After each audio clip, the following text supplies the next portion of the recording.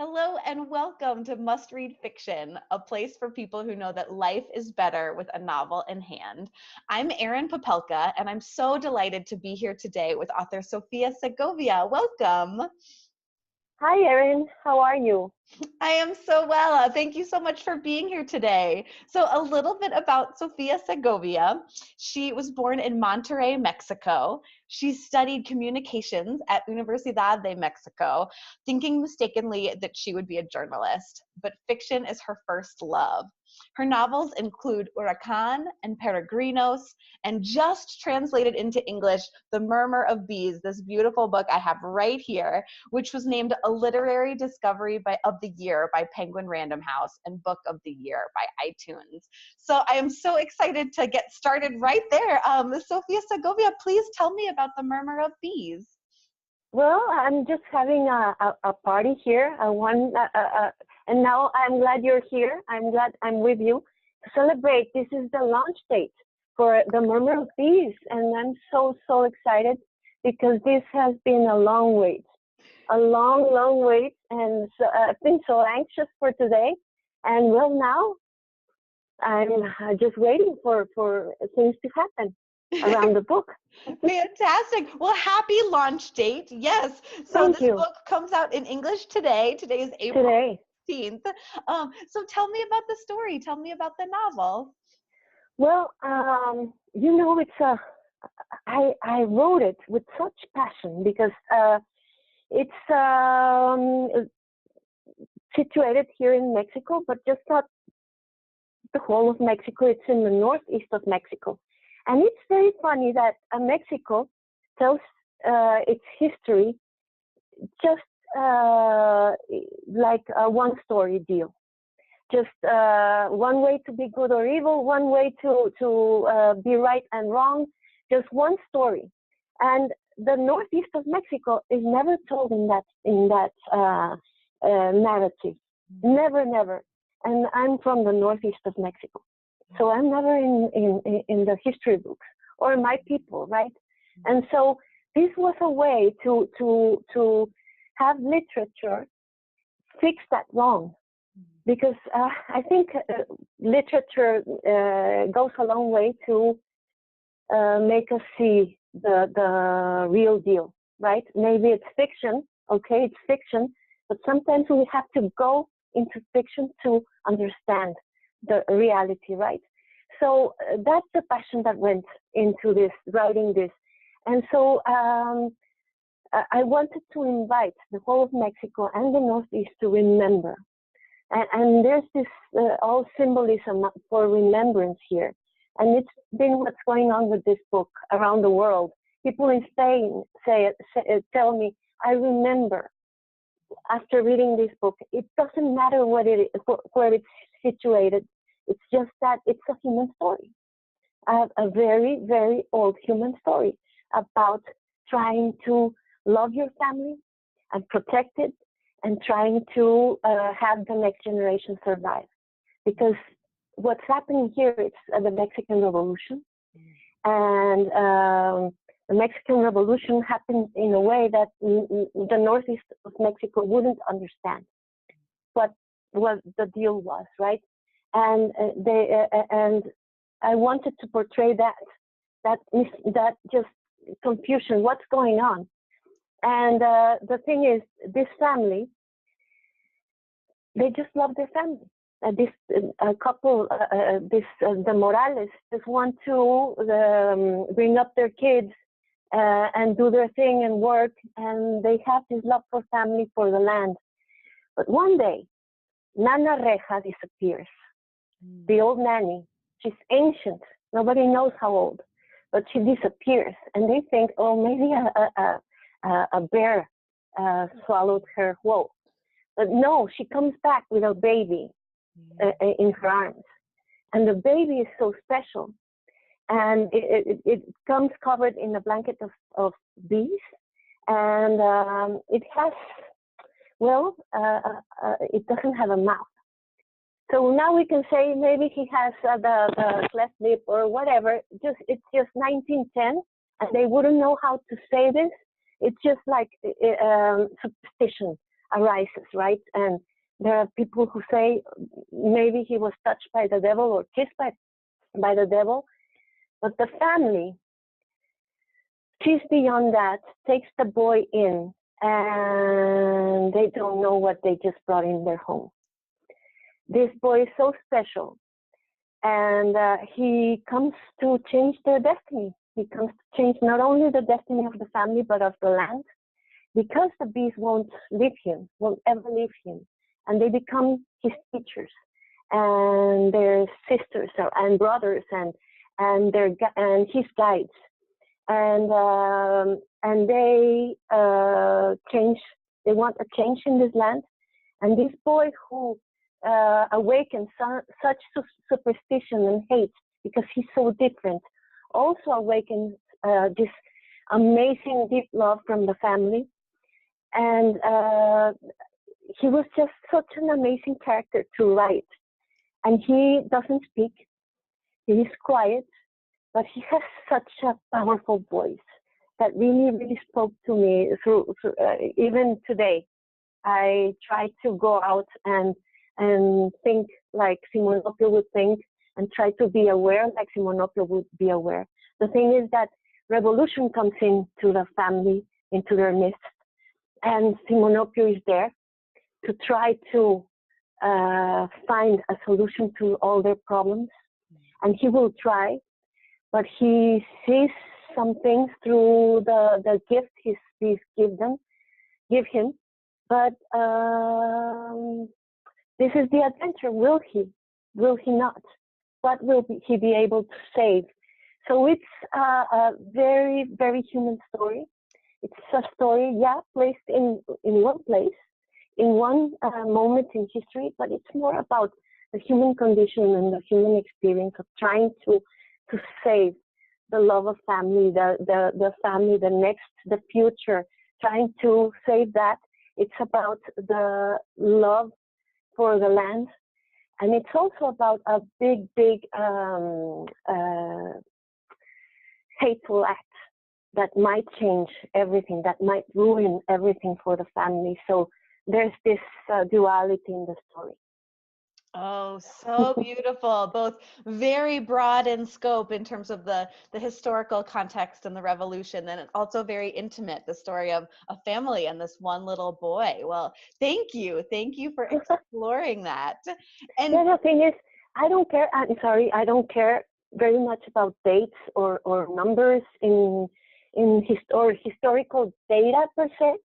I care how it feels to live through a historical moment.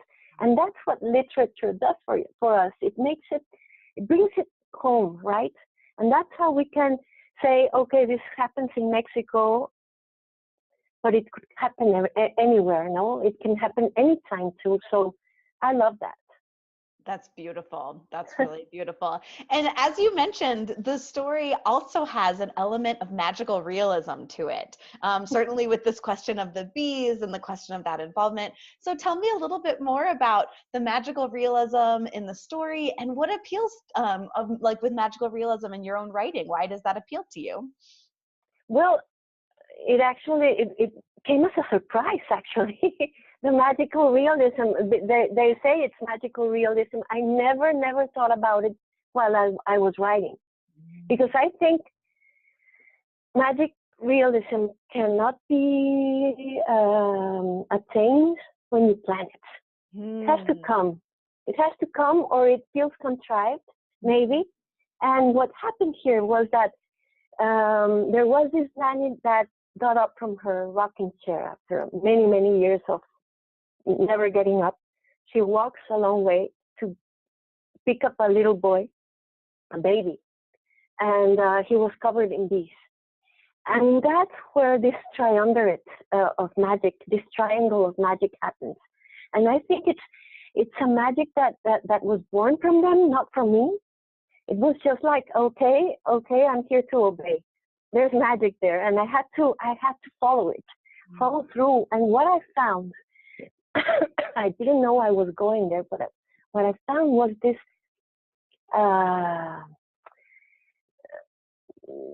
amazement for the creation there is in nature, the magic that is nature, right?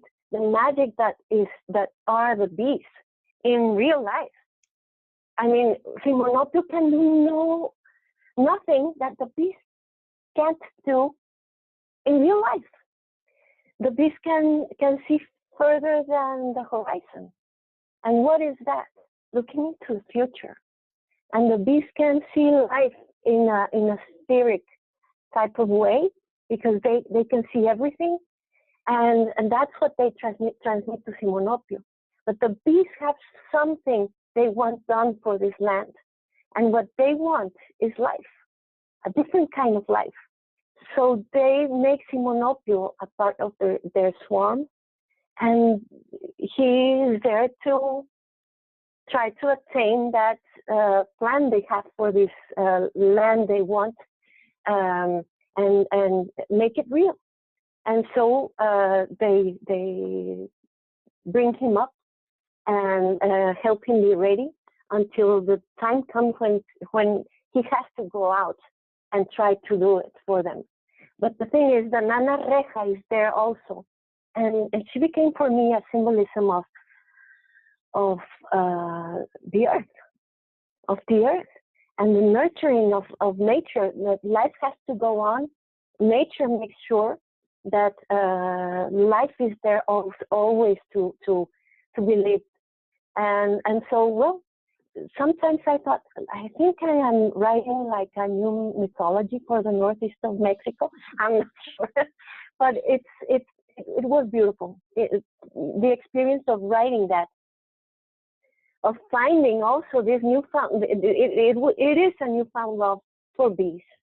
I have never given them much thought, but when I started writing this and I went into the life of bees, not the secret life of bees, but just the life of bees.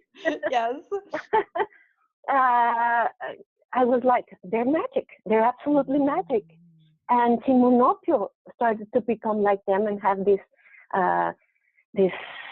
traits, bee traits, and so that was his superpower.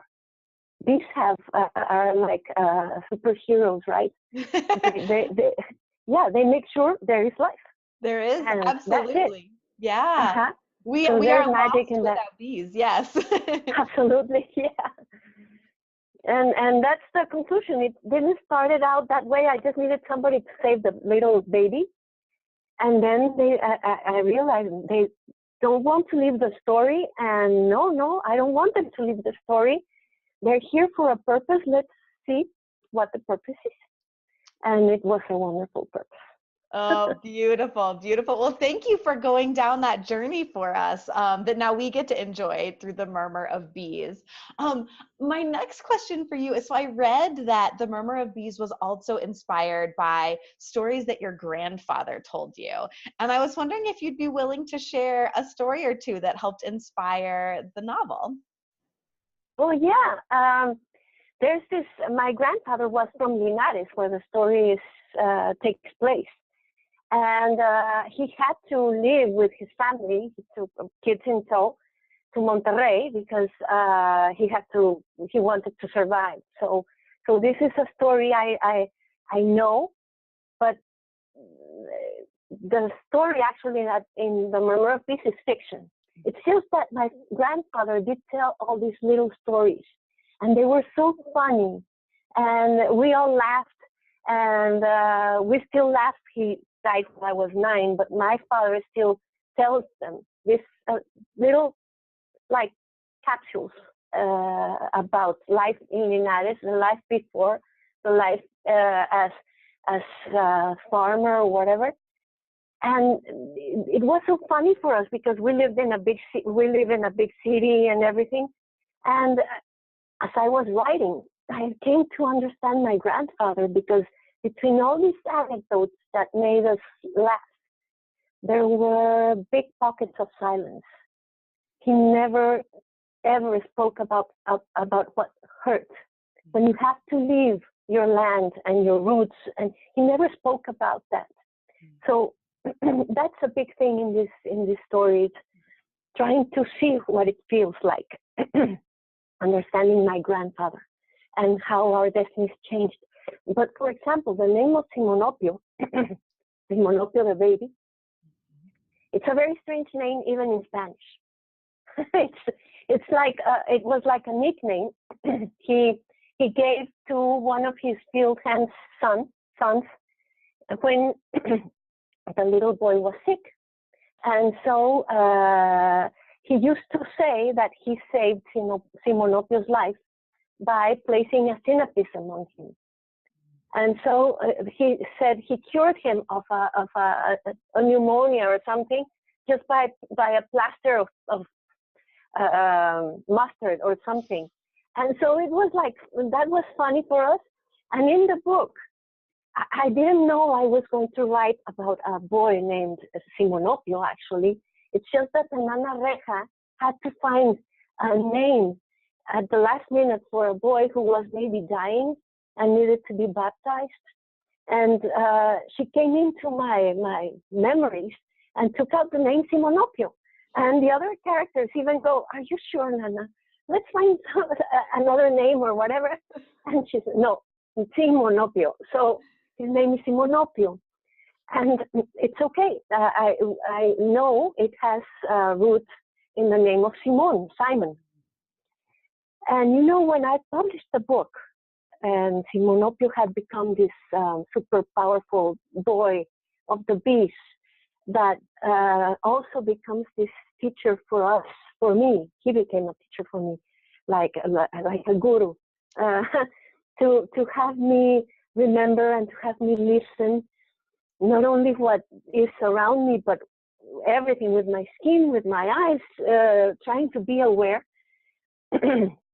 So I published the book, and then one time somebody came and told me, "Did you know beforehand that the name Simon in Hebrew it means the one who listens?" And I didn't know that. I didn't know that. So that comes from an anecdote from my grandfather, but also there is this scene I love that scene. It becomes the pivot for the end. It's the scene in the river where this Ronda, the true Wanda, is about to do a spectacle in the river, right? You remember that scene, Erin? Oh, beautiful. Yes, absolutely. Well, that actually happened in the United. Amazing. Yeah. So there was, I had this little, I'm telling you, capsules or snippets of little things that happen in the United that are in the story. So that's my little homage for my grandfather. And that's what I think, that when I went to Linares to present this novel, and they said, "Yeah, that happened," and they really felt that the story transcended fiction and came into their real world. And I was like truly amazed, because it was just the little spicy stories that my grandfather gave us that added that, I think, to the story. It becomes a very flavorful story. Oh, fantastic. And it's so beautiful how the story is fiction. And you talk about how, Nana reached into your brain to get, Simonopio's name. But then that's also woven together with these stories from your grandfather and these truths of things that actually happen. So What a beautiful tapestry. What a beautiful way to bring it all together. Yeah, it's like a tapestry, exactly. I like to explain it like a macrame. Macrame weaving, you have all these threads, and you start to weave. And the thing is that by the end, you have all this beautiful weaving and no loose ends. So I aspire to that, and it's part imagination, part personal history, what hurts. And then there's the actual Mexican history and the actual Northeastern point of view of that Mexican history that makes no sense. So everything thrown into a pot. I love it. I love it. So, as you mentioned, The Murmur of Bees was originally published in Spanish, and today is its English translation. And I'm just going to keep showing this beautiful book because I love this cover so much and the bright yellow. So, tell me a little bit more about how it was to work with your translator, Simon Bruni. Well, it was like the luckiest day in my life when Simon Bruni wrote to me saying, I loved El Murmullo de las Abejas and I want to translate it. What do you think? And actually, I had read a translation from Simon Bruni without realizing it was a translation. And I said, oh yes, I like you. Immediately, we hadn't talked more than that, but just as I read a book in my Kindle without realizing it was a translation. And I said, that's what good translation is all about, that you cannot notice. And then also, I think that was the right place to start, because I love it that the translator, who I think is an artist too, fell in love with the story first and was called to translate it out of love for the story. I think that's the best place to start this process. And so that's how we started. But then I told him, Simon, your Spanish is perfect, but it's Spanish from Spain and mine is from Mexico. And you know how that goes. Even you, Erin, from the United States, you would have to do some adjustments for English from the UK. So I told him, my English is good, so I can help. I can try to help you whenever you have anything, questions or whatever. So I am also glad to have witnessed that process, that creative process that is translating and being able to help. Because when my book gets translated to Turkish, well, okay, good luck. But English, I do feel very close to English, more reading than even speaking it, but or writing it. But seeing this process was amazing to me. And you know what happened at the end? That Simon Bruni is such a good translator, and he invested himself in this, I think, out of love for the story, that it started happening to me that while reading it, I forgot that I was immersed in one or the other language. I just forgot. It was like, it has the same cadence, the same rhythms, the same moments, the same sense of humor. Simon Bruni found a way, and I really appreciate that, and I admire that. So I recommend his translation, really.